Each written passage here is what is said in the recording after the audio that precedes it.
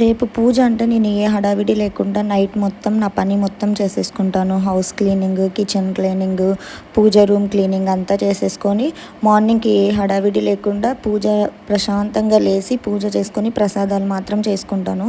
ఇంకా నైటే మొత్తం ఇల్లంతా క్లీన్ పెట్టేసుకుంటాను. నేను లాస్ట్ వీడియోస్లో చెప్పాను కదా, ఇది నా last week 9th week Subrahmanyeswara Swamy puja. So నాకు 9 వీక్స్ అయిపోతుంది. అందుకే నేను అమ్మవారికి ఒడిబియ్యం ఇద్దాం అనుకుంటున్నా. మా సైడ్ అయితే మేము ఇలా అన్ని పసుపు కొమ్మలు, ఎండు ఖర్జూరము, తెల్లవాయలు, కొబ్బరి, బెల్లము ఇవన్నీ పెట్టి ఇస్తాము. మీ సైడ్ ఎలా ఇస్తారో కామెంట్ చేయండి. సో ఇవంతా పెట్టేసి ఇచ్చేసి నేను ఇంకా ఒకటి శారీ, ఒకటి అమ్మవారికి ఒక శారీ, అయ్యవారికి ఒక, స్వామివారికి ఏమో ఒక పట్టు పంచ తీసుకున్నాను.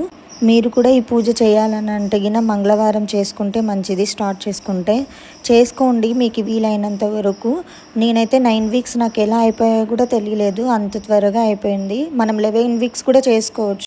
పూజ ఎలా చేసుకోవాలో నా ప్రీవియస్ వీడియోస్లో